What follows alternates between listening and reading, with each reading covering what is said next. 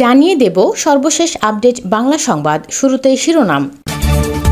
জাতিসংঘ ডামি সরকারকে স্বীকৃতি দেয়নি, ৩ মাস পর নিরপেক্ষ সরকারের অধীনে পুনরায় নির্বাচনের আহ্বান মুখপাত্র অ্যান্তোনিও গুতেরেসের। ভারত ও আমেরিকার নির্দেশে ডক্টর ইউনূস তত্ত্বাবধায়ক সরকারের প্রধান হতে যাচ্ছে, পিনাকি ভট্টাচার্যের প্রতিবেদন।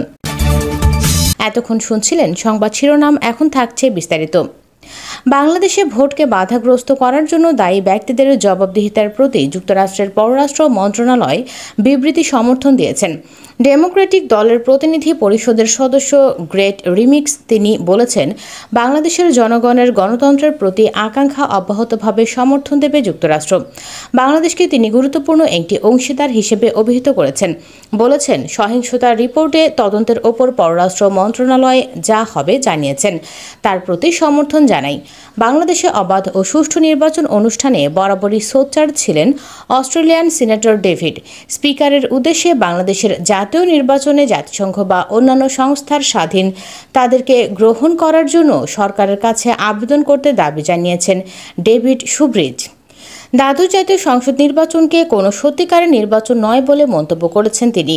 নির্বাচনের দিন বাংলাদেশের শেখ হাসিনাকে পঞ্চম মেয়াদের জন্য নিশ্চয়তা দেয়া নির্বাচনে ভোট গ্রহণ শুরু শিরোনামে প্রভাবশালী ব্রিটিশ পত্রিকা দ্য গার্ডিয়ানের একটি সংবাদ এদিন সামাজিক যোগাযোগ মাধ্যম ফেসবুকে নিজের ভেরিফাইড পেজে পোস্ট করে তিনি ক্যাপশনে লিখেছেন, রাইট টু ফ্রিডমের প্রেসিডেন্ট বলেছেন, বাংলাদেশের জাতীয় সংসদ নির্বাচন দেশের নাগরিকদের আকাঙ্ক্ষার প্রতিফলন ঘটেনি। তাদের বেশিরভাগই নির্বাচনের দিন ঘরে থাকার অপশন বেছে নিয়েছেন। তবে উল্টো দাবি করেছেন বাংলাদেশের নির্বাচন কমিশন। দ্বাদশ জাতীয় সংসদ নির্বাচনকে বললেন করতে গিয়ে এক বিবৃতিতে একথা বলেছেন। বাংলাদেশে নিযুক্ত যুক্তরাষ্ট্রের সাবেক রাষ্ট্রদূত এবং রাইট টু ফ্রিডমের প্রেসিডেন্ট উইলিয়াম বি মাইলাম বিবৃতিতে তিনি বলেছেন, নির্বাচন নিয়ে আমরা যুক্তি প্রকাশ করেছিলাম, তা সত্যি হয়েছে। এর মধ্যে যুক্তরাষ্ট্র, যুক্তরাজ্য এবং অন্যরা বাংলাদেশে অনুষ্ঠিত শান্তির জন্য নির্বাচনকে অবাধ ও সুষ্ঠু নয় বলে মনে করছে। এতে তিনি আরও বলেছেন, নির্বাচন অংশগ্রহণমূলক না হওয়ায় তা বাংলাদেশের চলমান রাজনৈতিক সংকটের সমাধান করতে পারবে না। এই বিষয়টি মাথায় রেখে নির্দিষ্ট সরকারের অধীনে নতুন নির্বাচন দেওয়ার আহ্বান জানাই আমরা। একই সাথে যে সকল দেশের নির্বাচনকে অবাধ নয় হিসেবে দেখে তাদেরকে একই আহ্বান জানানোর অনুরোধ জানান তিনি। টিমের পক্ষে ইউরোপের 27 দেশের এই জোট হাই রিপ্রেজেন্টেটিভ জোসেফ এক বিবৃতিতে বাংলাদেশের নির্বাচন নিয়ে প্রতিক্রিয়া জানান। ভোটে অনিয়মের যেসব খবর বেরিয়েছে তা চূড়ান্ত তদন্ত নিশ্চিত করতে সংশ্লিষ্ট কর্তৃপক্ষের প্রতি আহ্বান জানান তিনি। পিনাকি ভট্টাচার্য বলেন, হাসিনার বিকল্প দেখান এই তথ্য দিয়ে বিএনপিকে বেশ কোণঠাসা করে রাখছে। কিন্তু প্রফেসর ইউনূসের সামনে হাসিনা ধূলিকণার মতো তুচ্ছ। তার প্রতি হাসিনার এত আক্রোশ। হাসিনার সব থেকে বড় ভয় প্রফেসর ইউনূসকে নিয়ে।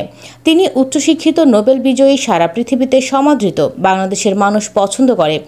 অসাধারণ সঙ্গত প্রফেসর ইউনূস খুব বড় মানের একজন ব্যক্তিত্ব সম্পন্ন মানুষ। প্রফেসর ইউনূসকে নিয়ে তাল হারিয়ে ফেলেছে কাঁঠাল রানী। কারণ হাসিনা জানে তার দলের লোকেরাও ডক্টর ইউনূস রাষ্ট্রপ্রধান হলে খুশি হয়। কাঁঠাল রানী হাসিনা মনে করে পার্বত্য চট্টগ্রাম শান্তি চুক্তির ফলে নোবেল শান্তি পুরস্কার হকদার। ভারত হাসিনাকে প্রভাবিত করে যেন তিনি প্রফেসর ইউনূসকে তত্ত্বাবধায়ক সরকারের প্রধান পদে বেছে নিতে অস্বীকার করেন। সে সময় ভারত থেকে আমেরিকা, বাংলাদেশ এই প্রশ্নের সব বিষয়ে একমত ছিল, শুধু একটা বিষয় ছাড়া, সেটা হচ্ছে জামায়াত। ভারত কোনোভাবে জামায়াতকে পলিটিক্যাল স্পেস দিতে চায় না। এটা বাংলাদেশের রাজনীতির ক্রিটিক্যাল জায়গা। আমেরিকার কোনোভাবে জামায়াতকে সন্ত্রাসীবাদী দল বলে মনে করেন না। শুধু তাই না, মুকুল কুমার আরও বলেন, আমেরিকা অ্যান্টি ইন্ডিয়া বিএনপি এবং জামাতের প্রতিপক্ষ পাচ্ছে। হাসিনাকে ভারতে ইনফরমেশন দেয় যে প্রফেসর ইউনূসের সাথে বিএনপির ক্লোজিং আছে। প্রমাণ হিসেবে হাজির করে তত্ত্বাবধায়ক সরকার প্রধান হিসেবে বিএনপির তরফ থেকে প্রফেসর ইউনূসের নাম প্রস্তাব করা হয়েছে। একবার বলেছিল, গ্রামীণ ব্যাংকের 85 লক্ষ ঋণ গ্রহীতা আছে। তাদের পরিবারকে হিসেব করলে 4 কোটি মানুষ গ্রামীণ ব্যাংকের সাথে যুক্ত, যা জনসংখ্যার 1/4। তার মানে ভোটার হিসেবে প্রফেসর ইউনূস আওয়ামী লীগকে শেষ করে দিতে পারে। তাই প্রফেসর ইউনূসকে গ্রামীণ ব্যাংক ছাড়া করার জন্য মরিয়া হয়ে ওঠে, যেন কোনোভাবে গ্রামীণ ব্যাংকের ঋণগ্রহীতা এবং তাদের পরিবারকে দিয়ে প্রফেসরের ভোটে আওয়ামী লীগের বিরুদ্ধে কোনো ব্যবস্থা নিতে না পারে। লুটের টাকায় ক্রয়কৃত অভিনয়ের মাধ্যমে সরকারের বৈধতা পাওয়ার চেষ্টা বড় হাস্যকর বলে মন্তব্য করেছেন পিনাকি। বিশ্ব গণতান্ত্রিক সূচকে 2 ধাপ অবনতি হয়েছে বাংলাদেশের। 2023 সালে বিশ্বের 165টি দেশ এবং 2টি অঞ্চলের মধ্যে 5.87 স্কোর নিয়ে 75তম স্থানে জায়গা হয়েছে বাংলাদেশ। যুক্তরাজ্যের লন্ডন ভিত্তিক দ্য ইকোনমিস্ট সাময়িকীর ইকোনমিক ইন্টেলিজেন্স ইউনিটের প্রকাশিত ডেমোক্রেসি ইন্ডেক্স 2023-এ এমনটি বলা হয়েছে। ইন্টেলিজেন্স ইউনিটের এই সূচক 5টি মানদণ্ড, নির্বাচনী প্রক্রিয়া ও বহুদলীয় ব্যবস্থা, সরকারের কর্মকাণ্ড, রাজনৈতিক সংস্কৃতি এবং নাগরিক অধিকারের ওপর ভিত্তি করে তৈরি করা হয়েছে। বিশ্বের 165 দেশ ও 2টি অঞ্চলের গণতন্ত্র পরিস্থিতি মূল্যায়ন করে 10 স্কোরের ভিত্তিতে এই সূচক তৈরি করা হয়। এসব মানদণ্ড বিবেচনা করে পূর্ণ গণতন্ত্র, ত্রুটিপূর্ণ গণতন্ত্র, মিশ্র গণতন্ত্র এবং স্বৈরশাসন এই 4 শ্রেণীতে সূচক তৈরি করা হয়েছে। যদিও শেখ হাসিনা এখন পর্যন্ত চীন এবং ভারত উভয়ের সাথে তার ভূরাজনৈতিক সম্পর্কের ভারসাম্য বজায় রেখে চলেছেন, নয়াদিল্লি যুক্তি দিয়েছে যে বাংলাদেশে গণতন্ত্র এবং মানবাধিকারের প্রতি মার্কিন চাপ শেষ পর্যন্ত তাকে দৃঢ়ভাবে চীনের দিকে ঠেলে দিতে পারে। এতে বৃহত্তর ইন্দো প্যাসিফিক কৌশল ক্ষতিগ্রস্ত হতে পারে। এই কৌশলই মার্কিন ভারত অংশীদারিত্বের প্রধান ভিত্তি। বাইডেন প্রশাসন অবশ্য জোর দিয়ে বলেছে যে শেখ হাসিনার দীর্ঘমেয়াদে ভিন্নমত দমন এবং গণতান্ত্রিক চর্চা বাংলাদেশের দীর্ঘমেয়াদী স্থিতিশীলতার জন্য আরও বড় হুমকি। এরই ধারাবাহিকতায় নির্বাচনের 3 মাস আগে ভিসা বিধিনিষেধ ঘোষণা এসেছে যুক্তরাষ্ট্রের তরফে। জিম্বাবুয়ের ওপর মার্কিন যুক্তরাষ্ট্র যে ধরনের নিষেধাজ্ঞা আরোপ করেছে, বাংলাদেশেও নির্বাচন পরবর্তী সময়ে সেই ধরনের অর্থনৈতিক নিষেধাজ্ঞা সম্পর্কে সতর্কতা জারি করেছে দেশ ও দেশের বাইরে থাকা কোম্পানিগুলো। অপরদিকে শেখ হাসিনা বলছেন, বিএনপি এবং কিছু বিদেশি শক্তি বাংলাদেশে দুর্ভিক্ষ সৃষ্টির চক্রান্ত করছে।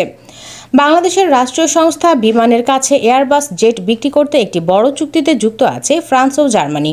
কিন্তু সাম্প্রতিক সময়ে ইউরোপীয় পার্লামেন্টে বাংলাদেশে একটি সুষ্ঠু ও অন্তর্ভুক্তমূলক নির্বাচন এবং বিরোধীদের নিপীড়ন বন্ধের দাবিতে উত্থাপিত প্রস্তাবটি ইঙ্গিত দেয় যে বড় আকারের বিতর্ককে উপেক্ষা করা ইউরোপীয় কমিশনের জন্য কঠিন হবে। নিজস্ব নানা বৈচিত্র্যপূর্ণ স্বার্থের জন্য বিশ্বের প্রধান ভূরাজনৈতিক খেলোয়াড়রা ক্রমাগত প্রতিদ্বন্দ্বিতা করে চলেছে। বাংলাদেশে ঘিরেও তাদের মধ্যে এক ধরনের যুদ্ধ শুরু হয়েছে। এখানে ভারতের অবস্থান বেশ অনন্য এবং পরস্পর বিরোধী, কারণ এটি তার সবচেয়ে গুরুত্বপূর্ণ মিত্র মার্কিন যুক্তরাষ্ট্রের পরিবর্তে তার ভূরাজনৈতিক প্রতিদ্বন্দ্বী চীনের সঙ্গে দাঁড়িয়েছে। কিন্তু এই দেশগুলো কি অন্যায্য নির্বাচনের জন্য কোনো জবাবদিহিতার বিরোধিতা করে বাংলাদেশকে সম্ভাব্য মার্কিন অর্থনৈতিক নিষেধাজ্ঞা থেকে উদ্ধার করতে পারবে? তারা কি বাংলাদেশের গুরুত্বপূর্ণ পোশাক শিল্পের বিকল্প রপ্তানি গন্তব্য হতে পারবে কিংবা বিনিয়োগের প্রধান উৎস হতে পারবে?